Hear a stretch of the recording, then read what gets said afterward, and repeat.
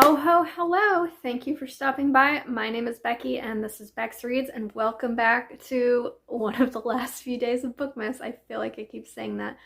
I don't know what day we're on because I don't know what day this is going up, but I know it's going up at the end of December. I know it's going up after Christmas. I know that.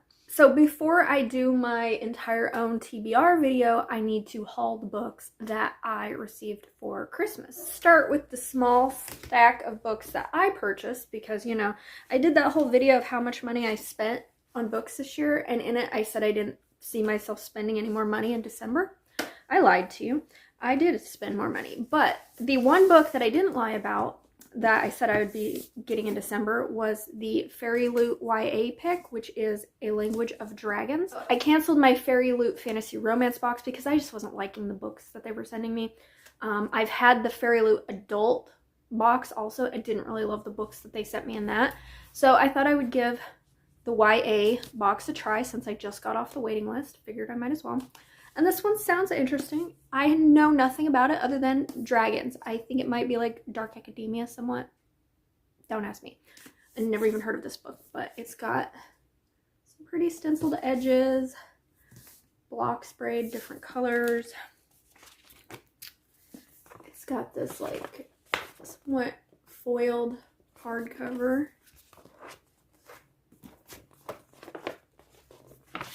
And this reversible dust jacket is what leads me to believe that it might be somewhat academic, because that girl looks like she's like wearing a school uniform. Again, a uniform. Then on this side it looks like maybe a married couple. So I honestly don't know anything about this book. It says on the back, every fire starts with a single spark. I'll give it a try. I'll see if I enjoy the Fairy Loot YA book selections any better than I did the other ones. And if not, I'm just going to give up on Fairy Loot because I haven't been enjoying their books. Next, I went to Barnes & Noble, just cause, and I picked up Spectacular by Stephanie Garber, which I have already read. It's cute and whimsical and stuff. It's got the foil on the hardcover. It's got colored end papers, and then it's also got illustrations in it as well. So you'll hear my thoughts on this book once I do my December wrap-up. I also picked up House of Frank because I know that this was a book that was on my anticipated releases of this year videos. One of them I did that I was interested in because this has a witch in it. A warm and hopeful story of a lonely witch consumed by grief who discovers a whimsical cast of characters in a magical arboretum. That just sounds like I will love it. Maybe it'll be a Black Hat Book Heaven pick. We'll see. And then I picked this one up, Under the Oak Tree. I've heard Jess at Honest Fiction talking about this. She said it was like a really great low angst fantasy romance where they were already married. I don't know. First moment I saw you, I knew you would ruin me. It's got stenciled edges. It's got a ribbon bookmark. I know nothing about it other than I think it's a light novel. I think that's what these are called. But I will try that and see if I like it. My sister got me a 24-day book advent for Christmas. And I'm going to share them all to you. I'm only going to share with you the ones that I plan on keeping because there were some that I received that I have either already read or I just knew I wasn't going to read them. So these are the ones that I decided to keep. We have Dragonfall by L.R. Lamb, which I think is the only fantasy romance I got in this 24-day advent. And I didn't know this was a fantasy romance, but I'm excited to read that. I also got Christmas at the Borrow a Bookshop. I'll keep this and read it next Christmas, hopefully, but I like this cover. It's very cute.